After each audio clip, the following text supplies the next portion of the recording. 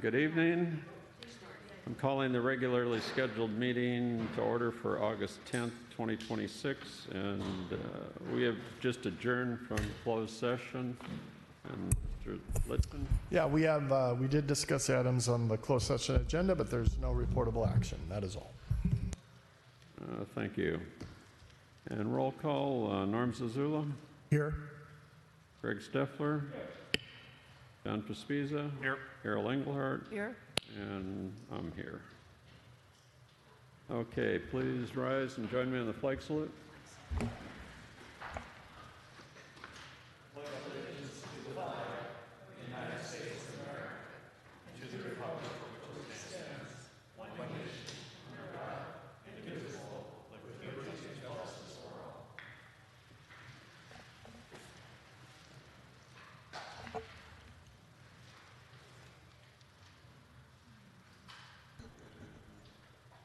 We don't have any presentations tonight, right? Okay. And with that, we'll move into public comments. Kathy Salvo.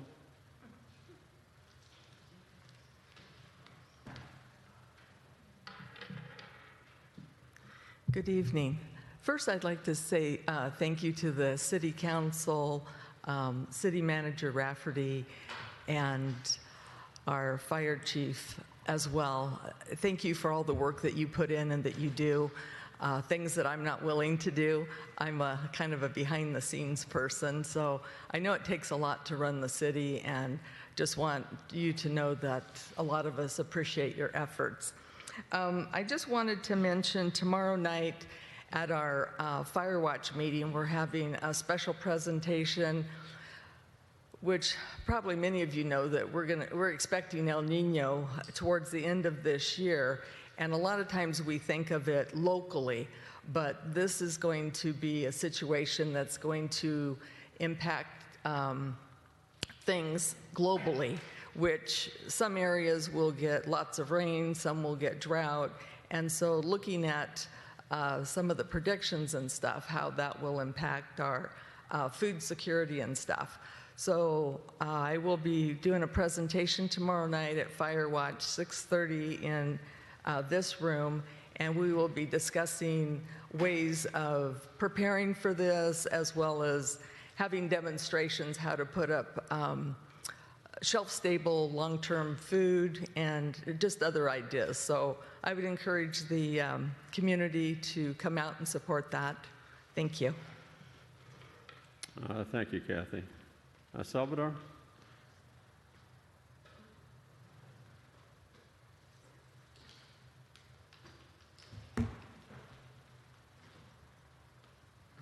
Hello.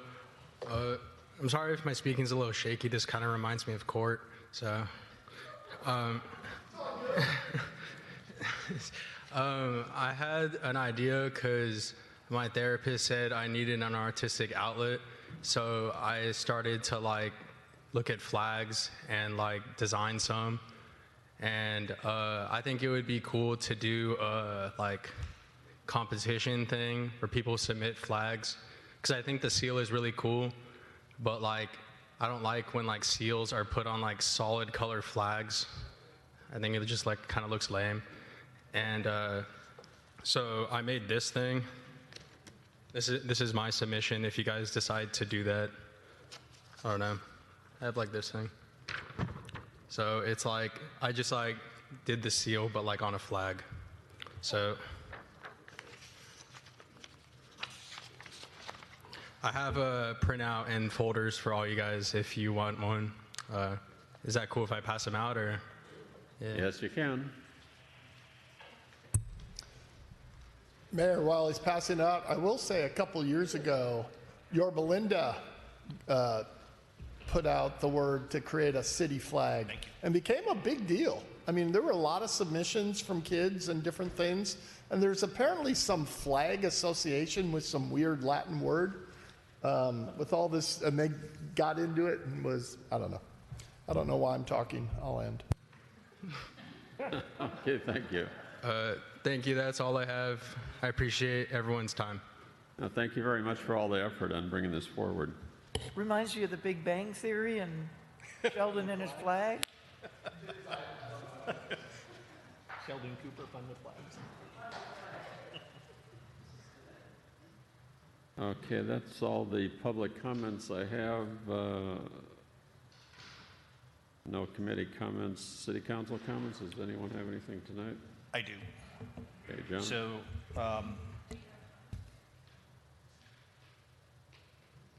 sorry, was there? Sorry, Kathy, did you? Did you want to give a report tonight? Oh, come on up.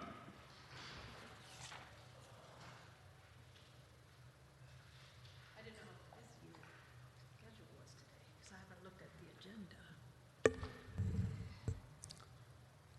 So I wanted to first talk about the vector control, because a lot of activities going on out there.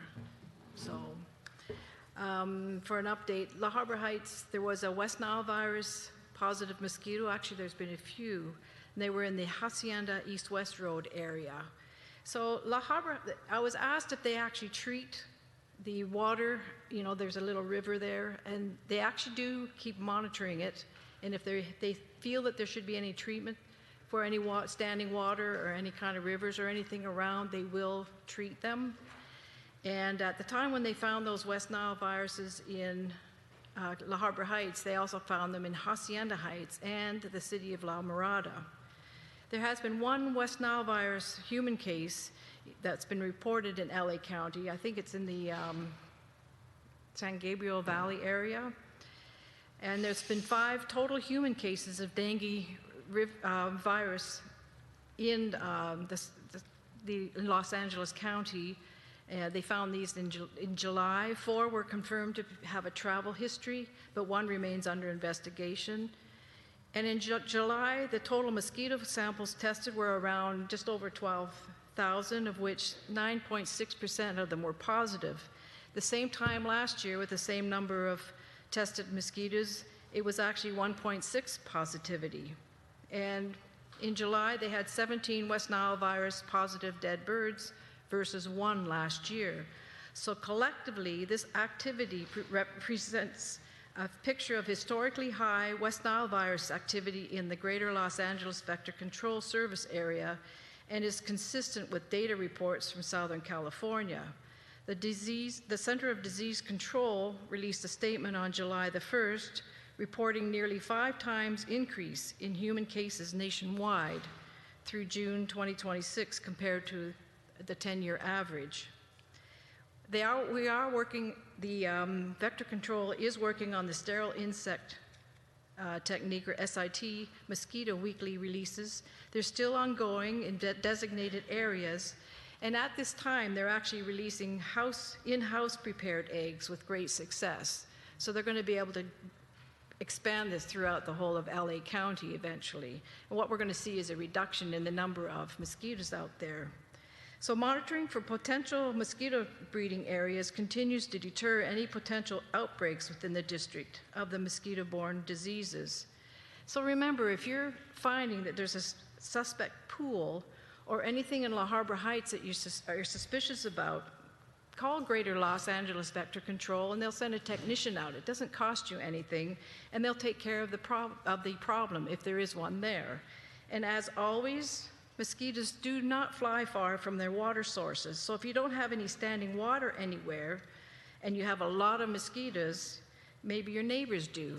So Greater Los Angeles Vector Control will go to the houses and check it out, you know, and make sure they take care of. For more information, you can go to the glamosquito.org or call Vector Control itself.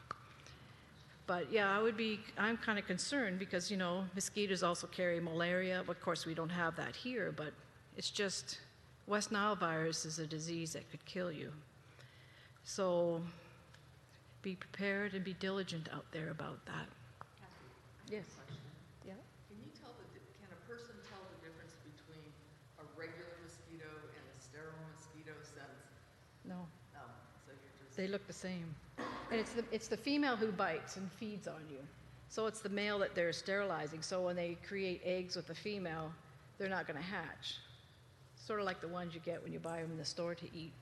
they're not sterilized, so they can't reproduce. Well, thank you very much. Okay. And then with vector control, or with the habitat, question was addressed to me about clearance of the trails and roadways going into the preserve. The best way to make sure you have that clearance is to tell our fire marshal your concern, and he should get in touch with the habitat to discuss the need. And then the habitat does do clearance that's requested or recommended by our city marshal, fire marshal. So if the marshal does not forward the request or mandates, then it won't happen. So if you do have a question, tell our fire marshal, and they will get in touch with the habitat, take care of that. And I also left flyers because there is a program. If you want to become a trained docent, a trail watch volunteer, or both, there is a 5 to 6 week free training in September 19th to 24th. So if anybody is interested, that you can go to that, and it'd be kind of interesting. If there's any information, if you want more information on this, you can go to the habitatauthority.org, or if there's any other information that you'd like, you can go there as well. Okay? Thank you. And they'll get back. They'll be reconvening in September, because they're not having it, just so you know.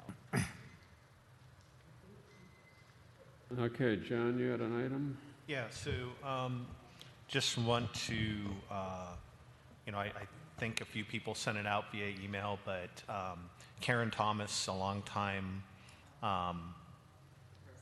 resident of La Habra Heights, passed away last month. Bruce Thomas, who is incredibly active in the city and is usually here, that was his wife. That family's lived up here for, Bruce has been here at least 70 years, his entire life, because his family owned that property since the 40s. So, she'll be missed. She was an active member of the community along with Bruce. So just want to make sure that folks know that. I've been in touch with the family, but I have not heard of any planned service for Karen. I will continue to be in touch with the family. I don't know, Kathy, I know you're in touch with Bruce quite a bit. If you have any information on a service or anything for Karen. Not yet? Okay. Yes, thank you for that, John. And Scott was also on the Planning Commission, so he is also, their son is active in the community. Does anybody else have? I do. Item? I do. And of course, Bruce was a long time volunteer on our fire department also. But I had one other comment to make. As is probably known, at least among the council, is that nobody submitted final nomination papers. So the three of us essentially looks like we're automatically automatically have a new term simply because nobody ran against us. And obviously, this is very. I'd like to say, well, obviously, because everybody admires the job I'm doing and so forth, but somehow I doubt that. It's obviously convenient for those of us who are essentially don't have to go through the whole campaign rigor and so forth. On the other hand, this has happened twice in the last three cycles. It might be good and convenient for me personally in ways, but it's not good for the community. I don't think it's good in the long run for council members either. We need to have more, I hate to say it, more criticism, more people coming up to the podium and telling us what a bad job we're doing, a mistake we made or something like that. But failing that, one of the things that was very beneficial to me when I first ran was the candidates night. And obviously there will be no candidates night by the League of Women Voters simply because there's going to be no election. But on the other hand, I had a thought, perhaps we could ask the League of Women Voters to put on kind of a candidates night, say in March, where they have the five of us sit at the table and have people come up and ask questions as and conducted the way candidates night was conducted. So just a suggestion, something to think about. But I think we need more scrutiny. We need to at least go through some of the rigors of the campaigning because it's good for us also. Just a thought. Anybody else have anything else? Okay, we'll move into city manager's report. Thank you, Mayor and Council. For you guys tonight for City Manager's Report, there are a couple of events that are happening. Obviously, a very good presentation will be had tomorrow by Firewatch. So do please come and attend that meeting. They always have great information. And also, if you're interested in joining Firewatch, please come and talk with the members and learn a little more about Firewatch. It's a great opportunity to do that and ask questions of members and their board for Firewatch. The other item going on in town is the La Habra Christian Church will be holding their 14th annual car show coming up here on August 15th in a couple of weeks. So it's always a good event. They always have lots of nice cars that go out, food and face painting and other things for families out there. If you do attend and don't have a car that you enter into it, they do offer a shuttle service from the Nasung Church, the church at the corner of Fullerton Road and Harbor. They will be shuttling people from there to the event to make it a little easier to attend and check it out. Always a lot of fun, and the fire department may be out there as well. So that's all I have for you tonight. Thank you. City Attorney's report. No report. Community Development report. Thank you, Mayor and Council. In the month of July, the building department issued 18 building permits for a total permit valuation of a little over $420,000 and $25,000 worth of permit fees. This is just a small portion of the actual number of permits we issue every month.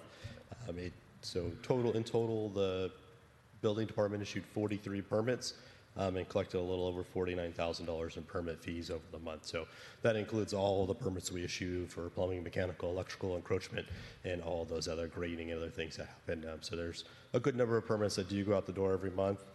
For the month of July, 2 code enforcement cases were submitted. So we have 19 cases active, no cases closed. We did not issue any stop work orders and have 47 unpermitted construction cases open, and we closed 4 cases. In the month of July, 5 development applications were submitted. We have a total of 61 projects and approved 4 projects during the month. Also, code enforcement-wise, we have been working closely with our city prosecutor, and we do have some code enforcement cases in varying stages with our city prosecutor that are moving into steps for either abatements or other items in the near future. So some of those things will be coming to a close, and we'll be adding some more on with our city prosecutor. So if you have any questions, I'm happy to answer. Any questions? Okay, Fire Chief's report. Yes, thank you. Good evening. We are on par to deliver our commitment to providing the highest level of service to the public. In the month of July, we had 57 calls for service. That's pretty much the norm for the month of July. Some of the highlights included a dinner provided by the Hansons. It was going to be for fire staff, and then we did have some members of the community show up to that, so we're very grateful. Good food and a good time was had by all. I want to commend everybody on the 4th of July. I was relatively quiet throughout the city. I want to thank the Fire Watch and all the volunteers for an almost uneventful 4th, and thanks for the Sheriff's Department for their help. We had a report of fireworks, but it turned out to be unfounded, and then we did have some help from the Sheriff's Department clearing a couple of the roads. As everyone knows, 2026 brush clearance season started on May the 1st. Will conclude April the 30th of 2027. To date, we have completed approximately 165 inspections. We did 66 of those in the month of July alone. And that's all I have to report. Are there any questions? Any questions? From last month, Chief, did we get the issue with the brush clearance software straightened out? We approved the purchase of the new software? Has that arrived, and are we hitting on all cylinders now with that? We're getting that online soon. Okay. we were able to complete the agreement with 3DI and get things activated for fire marshal and the brush inspector. Okay, so we're actively using, the old new software. yeah, right. And the price was like a quarter of what we were paying?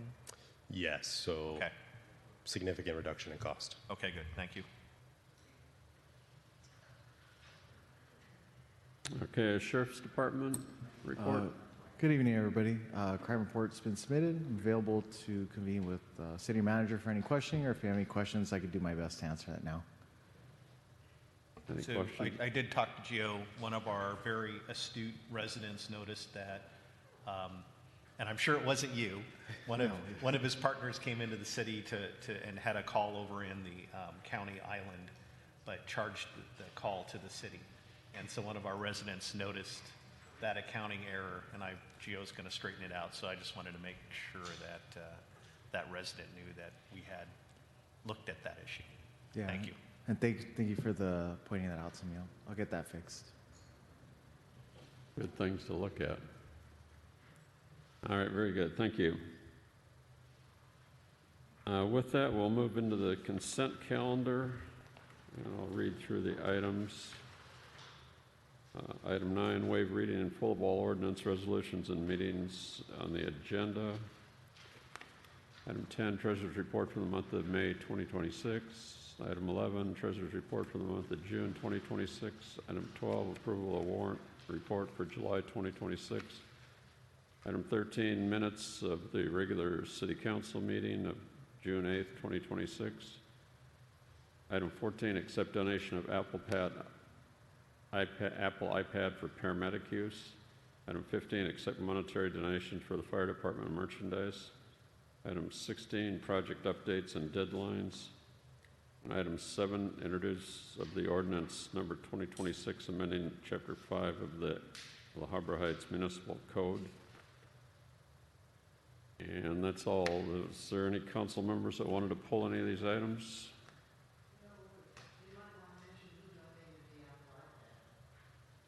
Go ahead. So that was,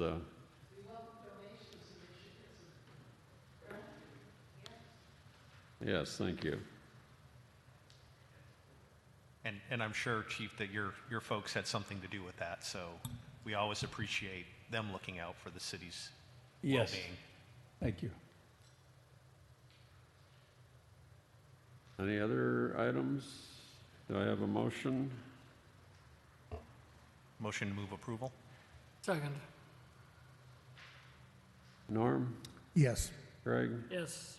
Carol? John? Yes. And Brian's yes.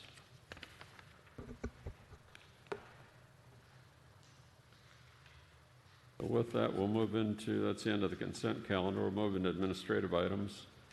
Item 18 is one-year extension agreement with Civic Solutions for contract planner services. Staff report, please. Thank you, Mayor and Council. This item before you tonight is an extension for the agreement with Civic Solutions for contract planning services.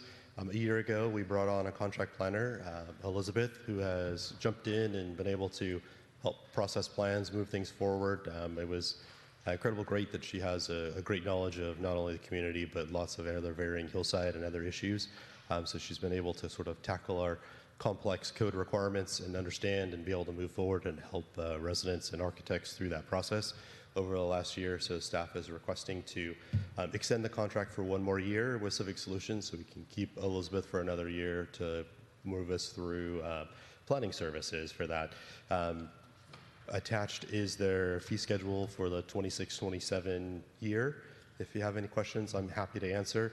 Otherwise, it's recommended that the City Council authorize the City Manager to execute a one-year extension to the existing agreement with Civic Solution, Inc. in a form approved by the City Attorney for the continued provision of a contract planning services effective from August 29th, 2026 through August 28th, 2027. Happy to answer any questions you have. Council have any questions? She's a senior planner. It goes up $6. That's not a whole lot. so that's good. And and from everything I hear, she's doing a really good job, so. She's been great to work with and works well with the residents and architects and designers. So do I have a motion on this? Move we approve the one-year extension agreement with Civic Solutions for the contract planner services. Second. Okay, I have a motion and a second. Norm? Yes. Greg? Yes. Carol? John? Yes. And Brian's yes. Okay, with that, we'll move into item 19, which is the Road Advisory Committee recommendation for the next street improvement project. Staff report, please. Thank you, Mayor and council members. The Roads Advisory Committee have been looking at recommendations for the next street improvement project. As we've recently completed the 23 to 25 two-year project, and things went really well with doing those two-year projects in there. We have been going through and doing it zone by zone, but we are in the process of updating our pavement management plan, and which is nearly completed. But before that, we get what is called the Pavement Condition Index report. So that includes what the actual PCI, the rating of all the street segments in the city, and gives a weighted point value as to from really good at 100%, from perfect, all the way down to 0, where it needs to be completely reconstructed. So the Roads Advisory Committee has spent a good amount of time looking at that list, discussing how the last project went, and they have made a recommendation, and they're seeking council's approval for us to move forward with this recommendation to do the next project as sort of another two-year project. So it will cover from the 25-26 and this 26-27 year. So we'll do the design for last fiscal year, this fiscal year project, but instead of doing it just by zone, looking at the lowest PCI streets from the most recent report. So those streets would include Avocado Crest, Citron, East Skyline Drive, East Road, Fullerton Road, Cashland, LaFleur, Pleasant Crest, Tangelo, Vista, and Walnut. All of those streets have a PCI rating of less than 60%, which is poor, and are in the greatest need of updates and repairs. And so their recommendation is for us to look at taking care of those streets with the lowest PCI during this next project, instead of just looking at it zone by zone. That way we can get rid of some of the worst streets that we have in this next project, and then from there we can hopefully have a lot better street condition all the way across the community. We have seen our PCI level rise. So in 2015, it was a little bit over 65% was our PCI. And the most recent report, which has been done in May of 25, brought us all the way up to an 83.5. So we've seen a great improvement in the PCI average weighted report across the community. So we've seen a large increase to it. And this will help us to remove some of those worst sections and continue our increase into our PCI rating, and then hopefully will allow us to move into some more maintenance projects moving forward instead of just grind and overlay by taking care of the worst streets there are. These streets and the repairs in these areas would be roughly around 400,000 square feet, which is right about what the last project was. So it'd be similar to the last double project we did for that one. So this has been the discussion from the Roads Advisory Committee, and it's their recommendation for the City Council to provide some authorization for us to look at potentially moving forward and starting a design for the next project in this fashion, where we look at the lowest PCI streets for the next project. So I'm happy to answer any questions you may have. Questions? I think it's generally a good idea. It would be, I really would like to see Churchill finished. I mean, half of Churchill is probably at a PCI of 35. I mean, it's terrible. And we did the other half. Might be nice to add that into this as well. So 400,000 square feet, is that what we're thinking this is? Roughly around 400,000 square feet. The last project we did was about 420,000 square feet.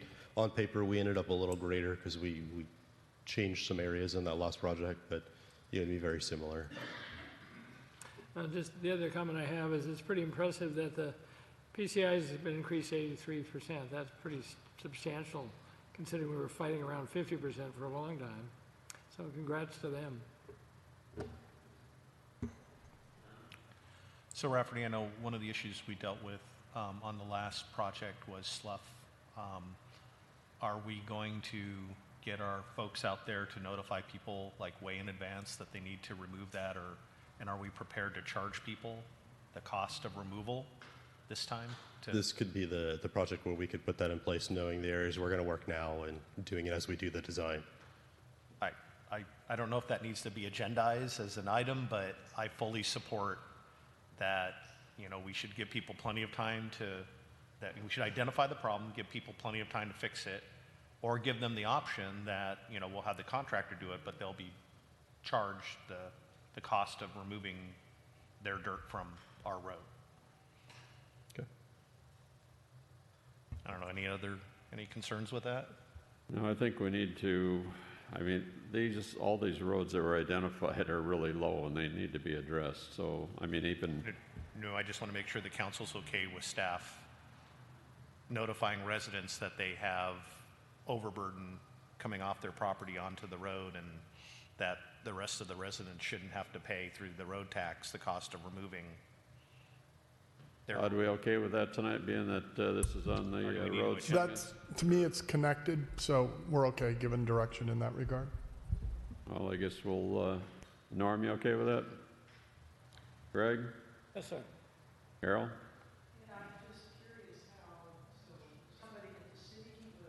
They'll put out Whatever these roads are, and then each homeowner will get specific notice as to what they're supposed to clear?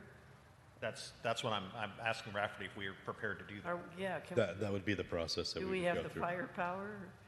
So typically through the design phase of it anyways, Grace and Gerald and Aaron, our maintenance worker, will go along and dig back to find the edge of the pavements to get a basic understanding of how wide the street is. So it could be a component of how we do that. It would just be a little more as we go along. Because if I remember correctly, Rafferty, the number was, I mean, it was $50,000-$60,000 we spent last time. Typically in that, yeah, $50,000 to I mean, $80,000. it's a lot. No, you want to give people plenty It's of half a notice. fire truck, half a brush patrol. Well, you just want to give the residents enough lead Oh, time. I want to make sure we give them plenty of notice and that we do it, but I think that, you know, and give them the option of the contractor can do it, but we bill you at whatever that cost is. I want to say I'm glad to see walnut on here. There's a root growing in one of the, you practically have to shift gears to get over it. It's- Welcome to the Heights. Law of rights.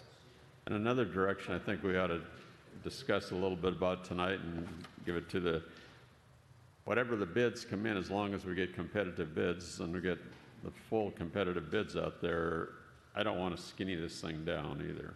No, I think there's absolutely, I mean, we saw that last time, right? There was value in the aggregation of. If we have to add some more roads to this, we'll add some more roads to it. But I guess my position is, and I don't know how the rest of you feel, but I want a big project, right? There's definitely value in the big project. The mobilization costs Yes. of getting all the equipment into the city, I think, is reduced.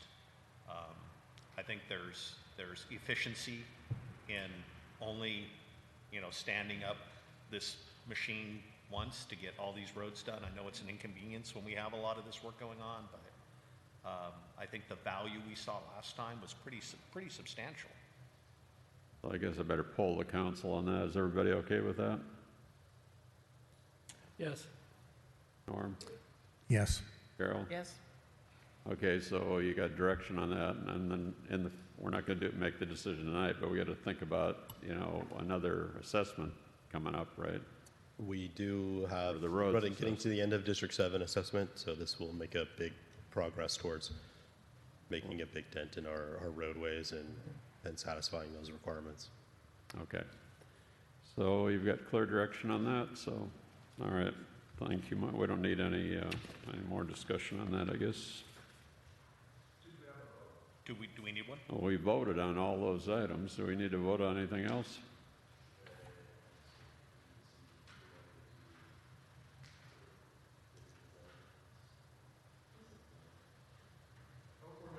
We good?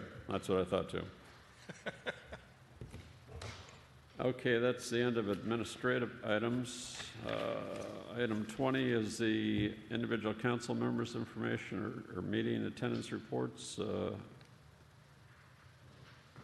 Any items to report?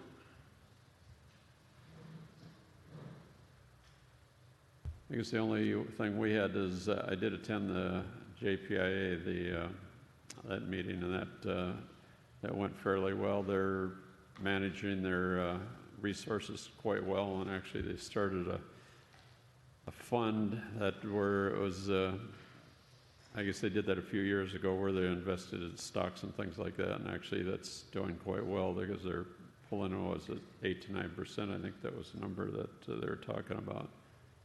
So their expenses are up too, but their revenue streams are also up, so they're able to manage the costs. Well, but they had a negative. They did, and it was, maybe you can speak to it a little bit. No, I can't. Their, what would you call it? Their reserve, they reduced the loss by opening their own investment, what do you call it, medium, but still their total overall net worth dropped. So, I mean, they're still healthy, but it was sad. They're also, it's interesting to me, and I guess a lot of other county agencies, they're trying to get the state law to change so that it isn't joint and several liability, but it's, what is it, Todd, where if a city gets sued and they're 5% liable now, they have, and nobody else has money, the city or the county pays everything. But if it's a proportional loss, then, and the city's 5% responsibility, that's all they would have to. Anyway, I don't know if they'll get the legislature to do that. But I thought that was interesting. And quite It's frankly, an old doctrine. It's going to be hard to change. exactly. I could see that change not just for cities but for individuals also. Because my professional experience in failure analysis and accident reconstruction, I've been involved in a number of things, which cases where the client I was representing had virtually no liability, he had no responsibility whatsoever, but on the other hand, he had to pay out $500,000 or more just to get out of the lawsuit.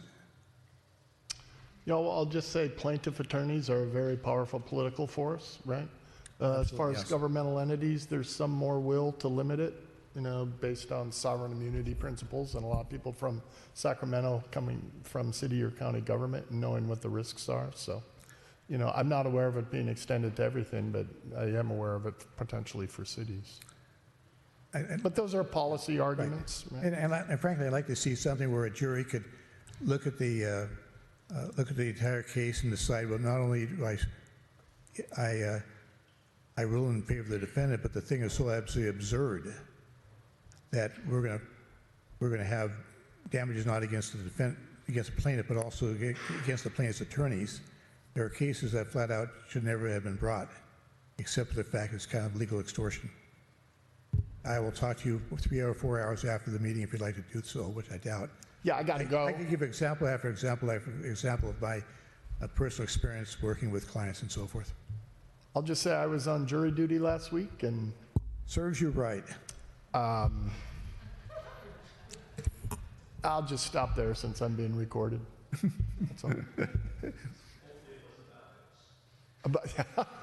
No, I would get kicked off if it were about goats.